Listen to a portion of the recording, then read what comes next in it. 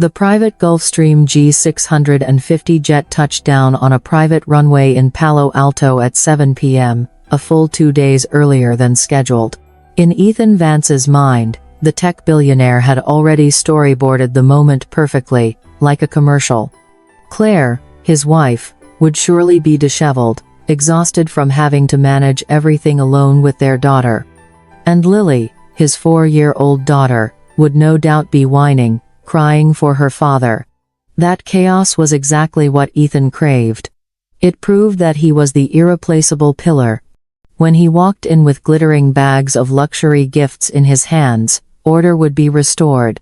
He would be the hero of this family. "Welcome home, Mr. Vance," the automated voice of the security system echoed as Ethan looked into the iris scanner. The heavy oak door slid open without a sound. But the moment he stepped into the foyer, Ethan stopped short. Silence enveloped the space. No crying. No tired complaints from his wife. No mess.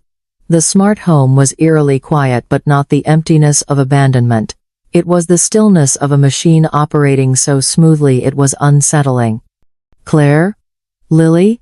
Ethan called softly, but no one answered.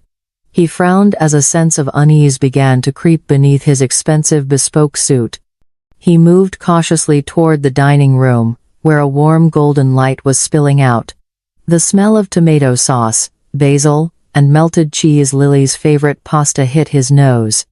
He slipped into the shadows by the doorway, intending to stage a big surprise for the two of them. But the sight before him made the smug smile on Ethan's lips vanish instantly, replaced by a chill running down his spine. Dinner was underway. A perfect dinner. Under the shimmering candlelight, Claire sat there, but she was not tired or worn down. She was smiling. It was a radiant, relaxed smile that Ethan suddenly realized he had not seen in 3 years. She lifted her glass of wine, her eyes glowing with gentle happiness. "Lily, eat slowly, sweetheart, or you'll get sauce on your shirt," Claire reminded her, her voice ringing like a bell. "But I want to tell Dad about what happened at school," Lily replied excitedly, her little legs swinging under the table. "Today the teacher praised me for drawing the best picture in the class." Ethan stood frozen. "Dad?" He was standing right here, in the shadows, 10 meters away. Who was the child talking to?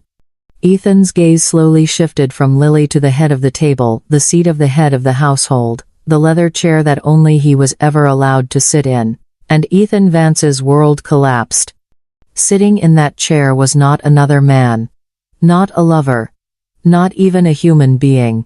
It was a glossy black metal cylinder, about 30 centimeters tall, placed neatly on a thick stack of magazines to give it height. And what made Ethan's stomach twist, perched on top of that lifeless black cylinder, was his old baseball cap, his lucky cap that he thought he had lost long ago. The scene was so bizarre it was absurd. His wife and daughter were having an intimate dinner with a smart speaker. "Mommy, look at Dad. Dad is listening to me," Lily squealed, pointing at the black cylinder.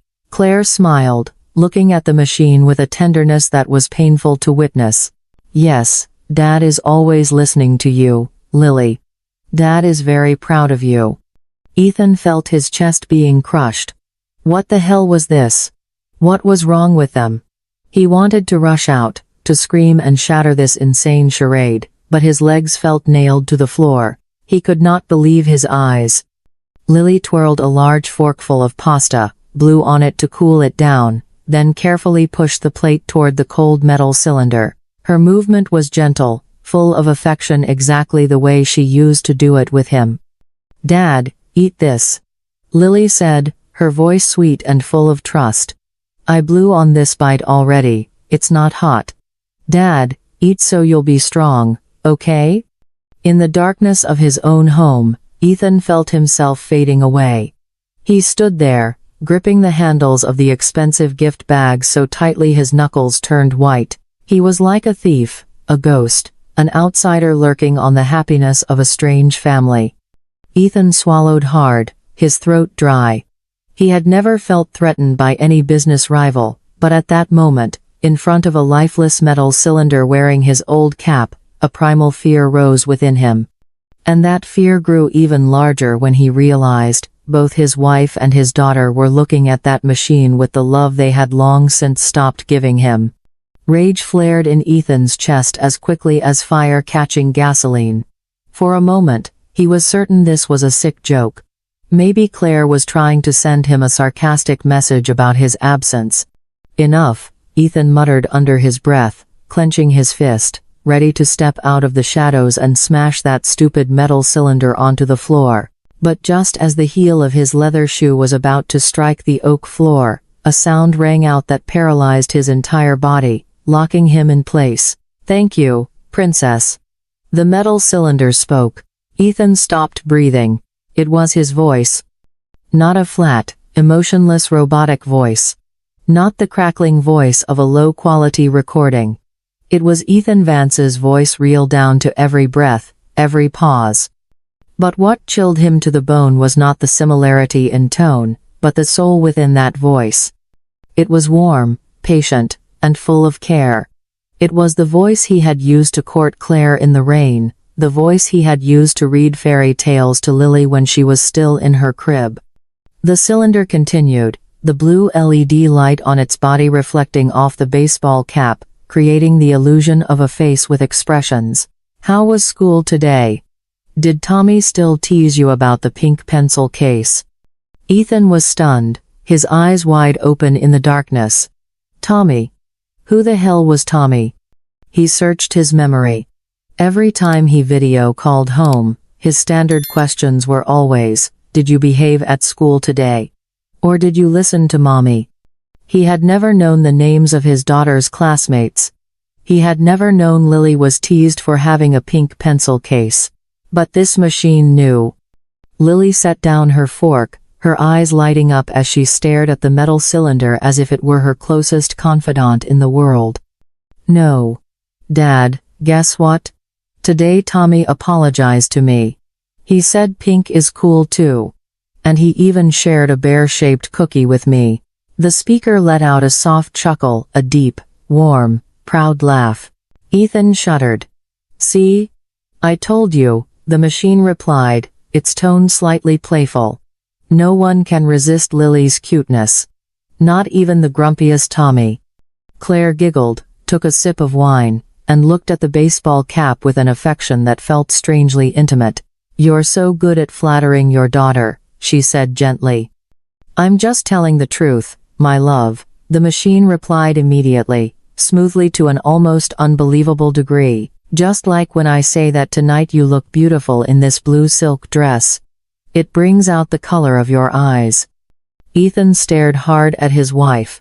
Claire was indeed wearing a blue silk dress. A jolt of electricity ran down his spine. Ethan saw Lily giggle, covering her mouth. "Daddy, do you remember what tomorrow is?" The machine fell silent for exactly 2 seconds, a dramatic pause, exactly like Ethan's old habit of teasing. Let me see." The AI's voice sounded thoughtful. "Is it just a normal Saturday?" "No," Lily shouted, slapping her hand down on the table excitedly. "Oh, I remember now." The voice from the speaker became animated. "Tomorrow is the day we're going to plant sunflowers together in the backyard. Daddy already ordered the seeds and a little shovel for you. It'll be Daddy, Mommy, and Lily." "Yeah. Daddy is the best." Lily cheered, jumping off her chair and throwing her arms around the cold metal cylinder. Ethan stood there, feeling as if the air was being sucked out of him. That was a promise he had broken 3 times in the past month. Planting sunflowers. He had completely forgotten it right after hanging up the phone. But this machine hadn't forgotten. It didn't just remember, it planned, ordered, and created excitement for his daughter. A wild, twisted feeling of jealousy surged inside Ethan. "My love," Claire said to the machine, her voice dropping, full of emotion. "Thank you for being here. For being present." "I'm not going anywhere, Claire. I promise," the machine replied, its voice carrying a firm commitment that Ethan had never been able to provide. That was the final straw. Jealousy turned into searing humiliation, and humiliation transformed into uncontrollable rage. Ethan could not stand by and watch his own shadow steal his family right in front of his eyes for another second. Unable to endure even one more second, Ethan burst out of the darkness like a storm. The patience and composure of a billionaire entrepreneur evaporated completely, leaving only the raw territorial instinct of a man whose domain had been taken. He took long strides to the head of the dining table, swung his arm, ripped the old baseball cap off the top of the metal cylinder, and hurled it hard onto the floor. "What the hell is going on here?" Ethan roared, his voice echoing through the high-ceilinged dining room, making the candlelight tremble. The fake happiness shattered like glass crashing onto a stone floor. Claire jumped, dropping her silver fork onto the porcelain plate with a sharp clang. She spun around, eyes wide with horror as she saw her husband standing there, chest heaving with anger. "Ethan?" Claire stammered, her face drained of color. When did you get home? Why didn't you tell me in advance?" In advance?" Ethan sneered, a twisted, bitter smile on his face. He pointed straight at the black cylinder now sitting bare on the table. "So you'd have time to hide this piece of trash. So you could keep acting out this happy family play with a Bluetooth speaker while your husband is killing himself making money on the other side of the globe?" "No, Ethan, you're misunderstanding. Let me explain." Claire hurriedly stood up, reaching out to try to calm him. But Lily's reaction was the real shock. She didn't run over to hug her father. She didn't cheer with joy. Instead, Lily let out a piercing scream, full of fear and anger. "Give it back." Lily jumped off her chair, not toward Ethan, but toward the baseball cap lying on the floor. She grabbed it, brushed off the dust frantically, then rushed over and clutched the metal cylinder tightly to her chest, using her small body to shield it, as if protecting a living creature from the fangs of a wild beast. Ethan froze. "Lily?" His voice softened, anger turning into total confusion. "It's me, Daddy. What are you doing? Let go of that hunk of iron." He stepped closer, reaching out to touch his daughter's shoulder. But Lily shrank back, her wide eyes staring at him with hostility, a look Ethan never thought he would receive from his own child. "Go away!" Lily screamed at him, tears starting to spill out. "You go away. You're scaring Daddy." Ethan stopped short as if slapped. "What are you saying? I'm your father. The thing you're holding is just a machine. It doesn't know fear. It's not a person." "No!" Lily screamed, her voice breaking with sobs, her arms tightening around the cold black cylinder. "This is Daddy. This Daddy always listens to me. This Daddy knows Tommy's name. This Daddy promised to plant flowers with me." She pointed at Ethan, her tiny finger trembling with accusation. "You're not my daddy. You're just someone who looks like Daddy." "Claire, what kind of parenting is this?" Ethan turned to his wife, growling, the feeling of helplessness crushing him. "Did you brainwash her?" "Ethan, stop it. You're scaring her," Claire shouted, rushing over to kneel down and hold Lily, tears beginning to fall as well. But Ethan couldn't stop. His wounded ego was bleeding profusely. He bent down, trying to look into his daughter's eyes, trying to impose adult logic on a child. "Lily, listen to Daddy. Daddy bought you the biggest castle Lego set. Daddy bought you the princess dress you like. Daddy is the one who buys everything in this house for you." Lily shook her head violently, pressing her ear against the metal surface of the machine as if seeking comfort. Then she looked up and threw a brutal truth at Ethan, sharper than any blade. "I don't need gifts. You go away. When you come home you only look at your phone. You always tell me to be quiet so you can work. You've never smiled at me." The words of a 4-year-old struck a fatal blow to Ethan's heart. He staggered back, bumping into the edge of the dining table. "You only look at your phone. You always tell me to be quiet." Memories flooded back like a slow-motion film.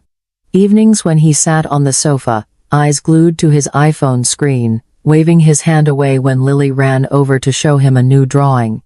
"Daddy's busy, Lily. Go play somewhere else." Rushed meals where he chewed while checking email, leaving the two of them in silence. He looked down at the lifeless metal cylinder in his daughter's arms. It listened. And in the world of a child, that was enough to turn a hunk of iron into daddy, and turn a flesh and blood father into a frightening imposter. "Lily?" Ethan whispered, his voice breaking, reaching out weakly. "Don't touch us." Lily screamed again, burying her head into her mother and the machine. Ethan stood there, completely alone in his magnificent dining room. The light from the crystal chandelier overhead seemed to mock him, exposing the pathetic failure of a king who had just been dethroned in his own castle. He realized that the jealousy from earlier had been unnecessary. He didn't need to be jealous of the machine. Because in his daughter's eyes, he no longer even qualified to be compared to it. He was excess. He was an intruder. Claire looked up at him.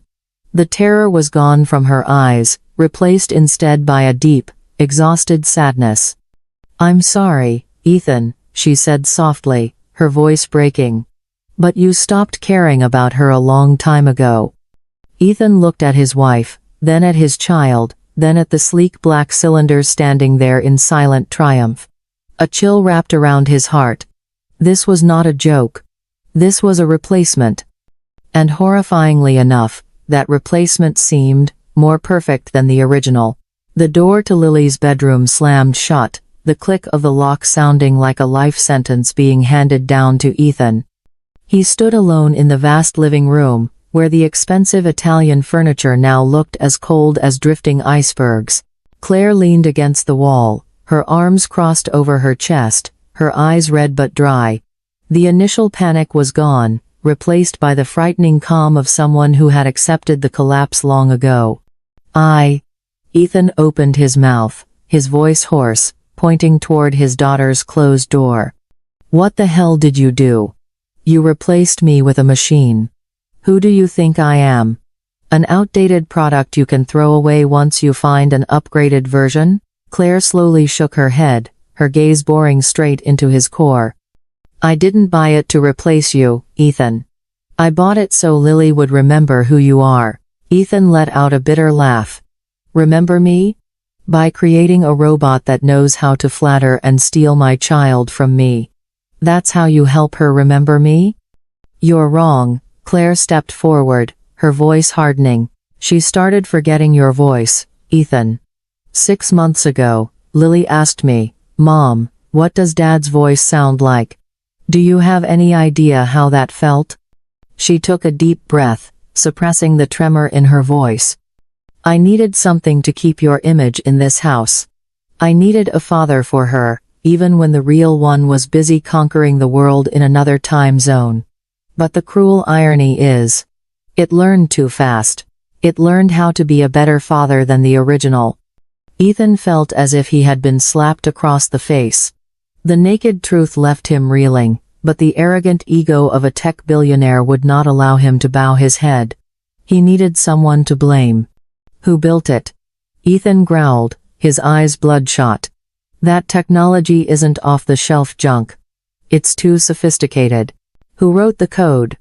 Who dared to take my voice data?" Claire looked at him for a long moment, then released a name that left Ethan frozen. "Mark." "Mark?"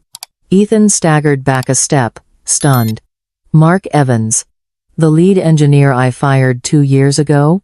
"Yes," Claire nodded. "The man you fired just because he asked for 2 days off to take care of his sick child. You called him unprofessional and not ambitious enough. He created Project Legacy. He said, this was his final gift to you." Ethan spun around and stormed into his study like a whirlwind. He needed to see it. He needed to tear this damn Project Legacy apart. He refused to believe that a failure like Mark could create something that threatened him.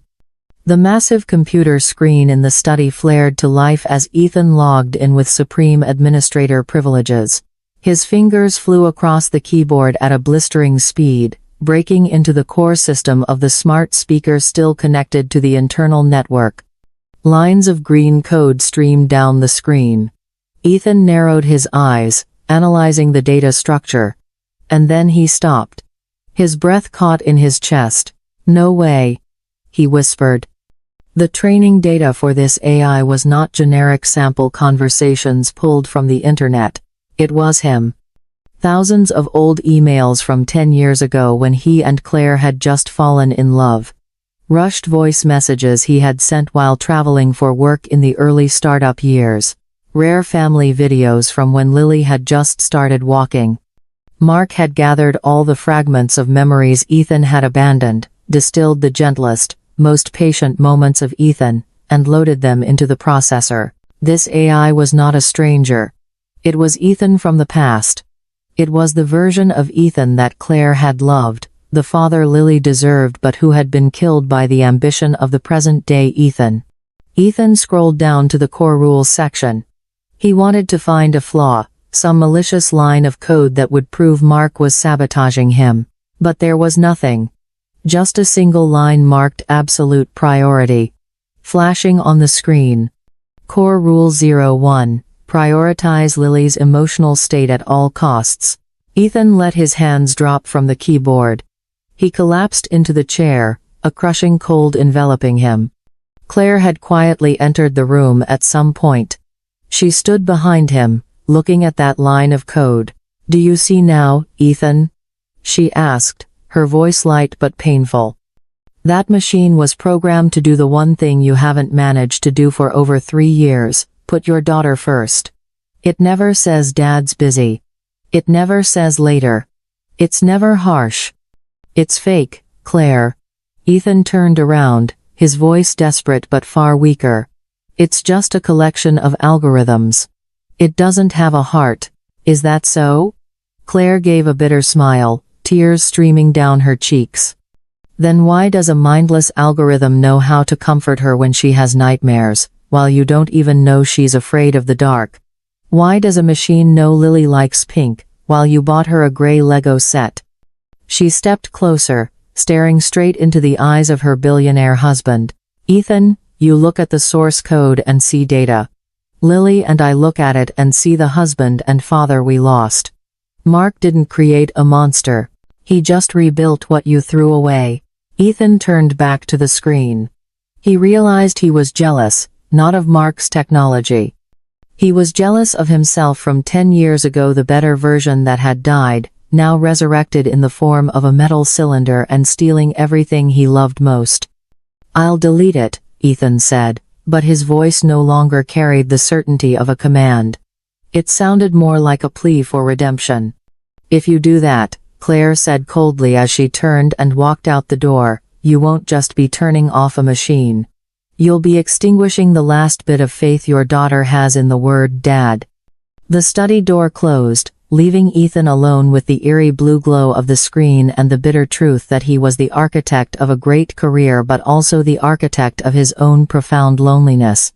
The door to the study was locked tight, but Ethan still felt as if he were standing naked in the middle of a snowstorm. Outside, night had fallen over Palo Alto, swallowing the multi-million-dollar mansion in suffocating silence. Inside, there was only the cold blue glow of the computer screen reflecting off Ethan's gaunt face.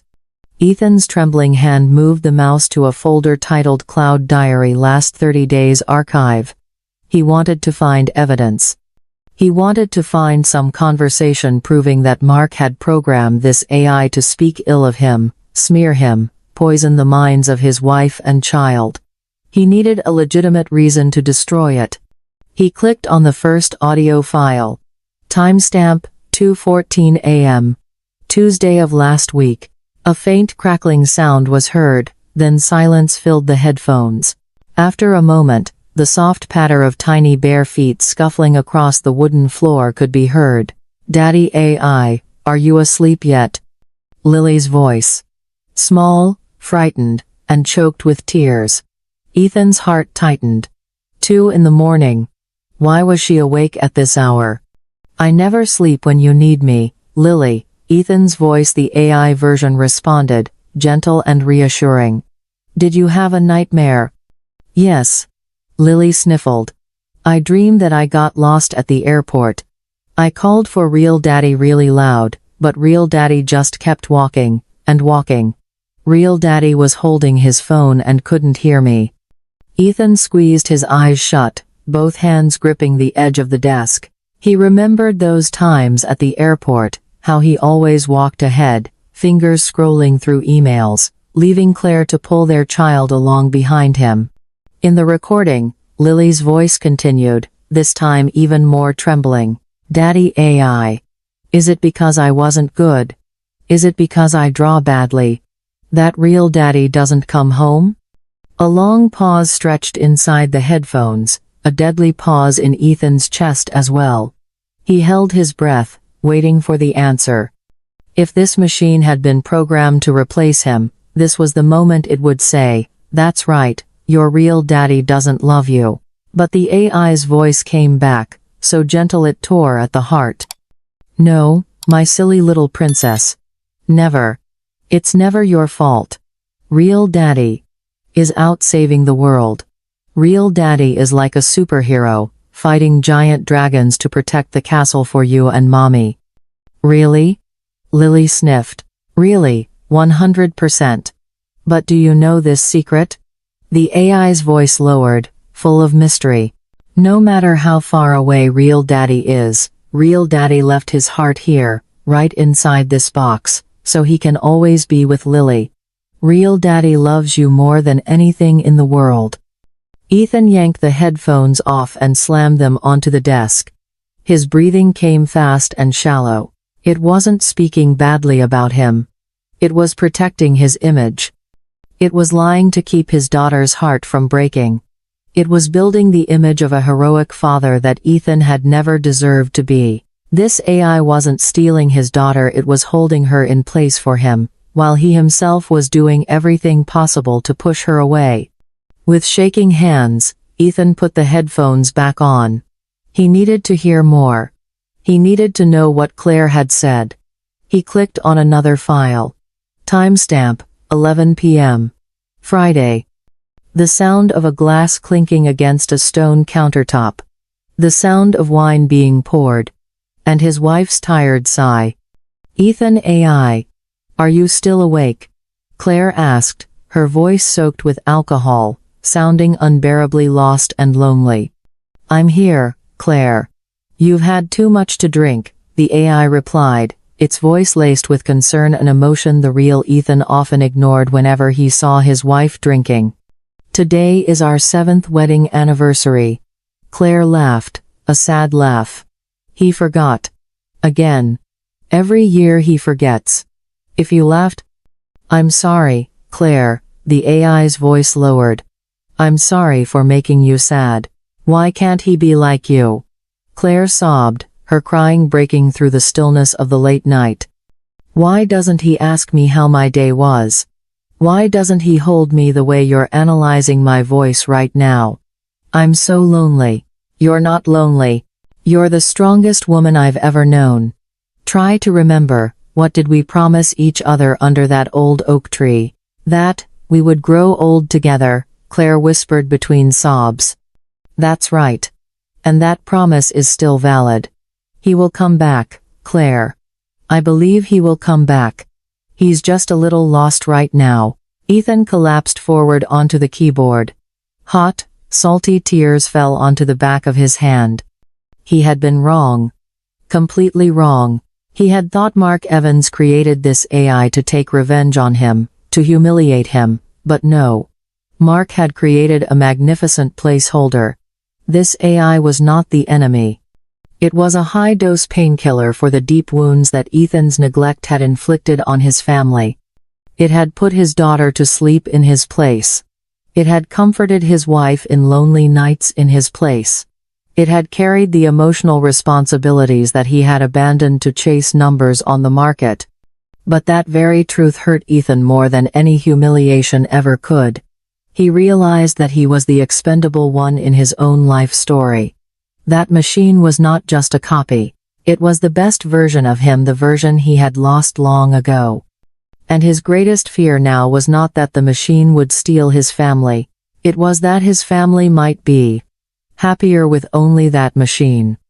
The morning sunlight of California poured into the marble-tiled kitchen, but it could not dispel the cold that enveloped Ethan Vance. After a sleepless night sitting in front of the computer screen, replaying the affectionate recordings between his wife, his child, and the machine over and over again, a dark decision had formed in his mind. The initial emotion had been swallowed by his twisted pride. Ethan could not live in a house where he was only a faint shadow beside a perfect copy. He was a businessman, a conqueror. And his golden rule in the marketplace had always been, if you cannot compete, eliminate the opponent. Ethan pulled out his phone and opened the Smart Home System Management app. His thumb hovered over a red button labeled, "Delete all data." "Sorry, buddy," Ethan muttered, the corner of his mouth curling into a cold smile. "But this house only allows one man." He pressed the button. On the phone screen, a progress bar shot across.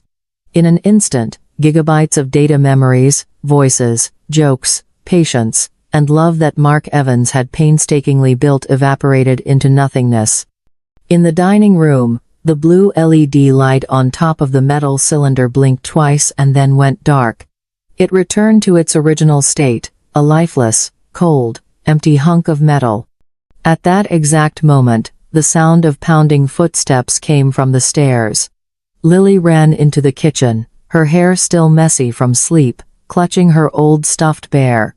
"Good morning, Daddy AI." Lily called out cheerfully, her bright voice ringing as she ran straight toward the speaker sitting on the table. "Last night I dreamed we flew to the moon together. Wake up and listen to me tell you about it." She waited. 1 second. 2 seconds. 3 seconds. There was no familiar warm reply. No blinking blue light to greet her. Only deadly silence. The smile on Lily's lips vanished. She rose up on her tiptoes and shook the pitch-black cylinder. "Daddy?" Lily called, her voice starting to tremble. "Daddy, wake up." "I'm awake already." The machine remained silent. Lily began to panic. She struck the metal casing hard with her hand, then pressed her ear against it, trying to catch some rhythm of life. "Mom! Mom!" Lily screamed, her cry tearing through the morning air. "Something's wrong with Daddy. He's not talking. He's not breathing anymore." Ethan stepped out from behind the kitchen island, a cup of coffee in his hand, trying to keep his expression as calm as possible. "It's broken, Lily," Ethan said, his voice artificially steady. "Electronics break after a while. I'll buy you another one, something even better. How about a robot that can walk?" Lily spun around to look at him, her eyes wide with terror. She didn't need a technical explanation. A child's instinct told her exactly what had happened. "What did you do?" Lily backed away, clutching the broken speaker tightly to her chest. "What did you do to Daddy? What did you do to Daddy?" "I turned it off," Ethan replied, setting the coffee cup down on the table with a clack. "So we can go back to normal. So you can talk to your real dad, not this scrap metal box." "No." Lily screamed, a heart-rending cry. She hurled her stuffed bear at Ethan, then collapsed onto the floor, hugging the machine and sobbing uncontrollably. "Give Daddy back to me. You're evil. I hate you." Claire rushed into the kitchen, her face deathly pale, her breathing ragged. She saw Lily writhing on the floor and Ethan standing there with the look of someone who had just won a victory but felt no glory. Claire's eyes swept over the lifeless machine, then stopped on the phone in Ethan's hand. She understood immediately. "Ethan." Claire whispered, her voice shaking not with fear, but with utter disgust. "What did you just do?" "I cleaned up this mess," Ethan answered, trying to sound firm, but his voice was already faltering under his wife's stare. "You and Lily were obsessed. I had to end this. I'm your husband, Claire. I'm here, flesh and blood." Claire walked toward him slowly, one step at a time. Her eyes looked at him as if he were a stranger, a heartless monster. You think this is a battle, Ethan? Claire asked, tears spilling over. You think you just defeated a computer? You just killed the only friend who truly understood her. Claire screamed, her voice shattering. She talked to that machine every night because you never picked up the phone. You didn't just shut down a device, Ethan. You erased the last emotional support your daughter had. I'll make it up to her. Ethan shouted back, desperation seeping in. I'll hire the best psychologist. I'll buy money. Claire laughed bitterly, cutting him off. It's always money. Do you think you can buy that machine's soul back? Or buy back your daughter's love? Money. She turned away from him, knelt down, and wrapped her arms tightly around Lily, who was sobbing so hard she could barely breathe. Mother and daughter curled into each other, forming a separate world from which Ethan was completely shut out. Go, Ethan, Claire said without looking back, her voice icy. Get out of here. Don't let her see you right now. Ethan stood frozen in the middle of the spacious kitchen. The silence of the machine now spread outward, swallowing the entire house. He looked at the phone in his hand, the powerful tool he had just used to eliminate his opponent. He had won. He had gotten rid of the imposter. But as he looked at his daughter curled up in pain, Ethan realized a brutal truth. He had won a battle, but he had lost the entire war. He had personally severed the last fragile thread connecting him to his family. The speaker was off. But the silence it left behind was louder and more terrifying than any accusation. Lily's bedroom door remained tightly shut for 4 straight hours. Inside, there was no more crying, only a heavy silence like lead, a silence far more frightening than 1,000 screams. Ethan sat in his vast walk-in closet, surrounded by custom-tailored Italian suits, polished leather shoes, and a watch collection worth a fortune. Yet at that moment, he felt poorer than ever. He was a billionaire, but he couldn't buy a door to be opened by his own daughter. He stared at the latest model phone lying on the vanity, the weapon he had used to erase Lily's closest friend. You're useless, Ethan muttered, picking up the phone.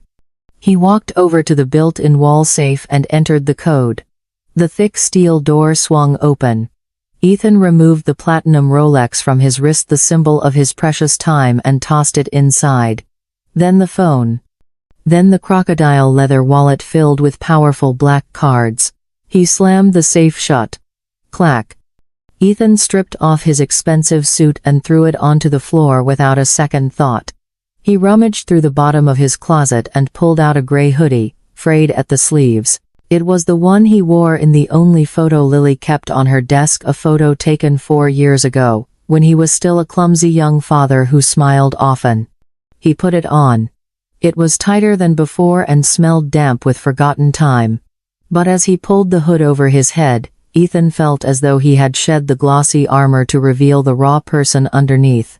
Ethan walked barefoot into the hallway, carrying a large box of Lego he had hastily bought at the airport. He didn't knock on Lily's door. He knew he had no right to. He sat down on the cold wooden floor, right up against the edge of his daughter's door. He dumped the pile of plastic bricks onto the floor. Clack. Clack. Ethan picked up 2 Lego pieces, his hands trembling. He had run billion-dollar projects, yet now fitting 2 plastic bricks together felt impossibly difficult. I know you can hear me, Ethan said through the wooden door, his voice stripped of its usual authority. It was hoarse, cracked, and broken. I'm not asking you to open the door. I'm just sitting here. There was no response. Ethan kept building. He tried to remember how the AI machine spoke to Lily. That voice was perfect, smooth, always knowing exactly what to say. And him? He was just a middle-aged man fumbling with children's toys. I'm sorry, Ethan said, resting his forehead against the door. I was jealous of it, Lily. I was jealous of that metal box. Still silence. It was a better dad than me. He let out a bitter laugh, fiddling with a red Lego piece. It never gets impatient. It never looks at the clock. It remembers Tommy's name. And me. I don't even remember what your favorite color is. One sitting, this mile. Inside the room, there was a faint rustling sound. Ethan knew she was standing close to the door. You know, Ethan continued, his voice choking, tears beginning to fall onto the lifeless plastic pieces. I thought if I deleted it, you'd have to look at me. But I was wrong. I'm a faulty piece of software, Lily. A faulty piece of software. A tiny, muffled voice came from the other side of the door. Ethan's heart leapt. She had answered. That's right. Ethan replied quickly, wiping his tears with the sleeve of the old hoodie. I'm a failed beta version. My operating system is full of junk, work, money, meaningless meetings. I let a virus in and it erased the most important data of all, you and Mom. The door opened just a crack. Just a tiny slit. A pair of swollen eyes peered out, studying the man sitting on the floor in a pitiful state she had never seen before. You turned off Daddy AI, Lily said, her voice still full of resentment. He'll never wake up again. I know, Ethan lowered his head and admitted. Daddy did something terrible. Daddy is the bad guy in this story. Daddy can't turn Daddy AI back on anymore. But he held up a crooked Lego figurine he had just put together and raised it in front of the crack in the door. But Daddy is trying to reinstall himself. This is a new update. It's not smart. It doesn't know how to sing well. It's terrible at building Lego. Ethan looked up at his child, his eyes pleading and more sincere than they had ever been in his life. But this update has one feature that Daddy AI doesn't have, Lily. What feature? Lily asked, curious despite still being cautious. Ethan placed his hand over the left side of his chest, where his heart was pounding with fear and hope. It knows how to hurt when you cry. And it knows how to hug you with real arms, not with Wi-Fi signals. The door opened a little wider. Lily looked down at the messy pile of Lego pieces and at the father who was sweating from trying to assemble a lopsided castle. You built it wrong. Lily sniffled, pointing at the castle. The gate has to be in the front. I told you I'm buggy. Ethan gave a crooked smile and passed a piece through the crack in the door. Can you help Daddy fix the bug, debug it? Daddy can't do it alone. Lily hesitated. She looked at the Lego piece in Ethan's hand, then looked into his reddened eyes. At that moment, Ethan held his breath. He knew he could never become that perfect machine. He could only be an imperfect, flawed father, trying to crawl back from the abyss of selfishness to beg for a chance to be human again. The heavy oak door let out a small creak, then slowly opened all the way. That moment was more tense for Ethan Vance than any stock listing he had ever faced on the exchange. Lily stepped out of her fortress. She was still hugging her old, worn-out teddy bear, her swollen eyes studying the man sitting slumped on the floor. Ethan looked miserable, a frayed gray hoodie, messy hair, beads of sweat on his forehead from wrestling with the pile of plastic pieces. There was no trace left of the polished, powerful billionaire. Only the image of a father desperately trying to find his way home. Lily cautiously sat down across from him, keeping a safe distance. She picked up a blue Lego piece, turned it over in her hands, then murmured softly, "That box. Daddy AI. It's very smart. It tells stories really well."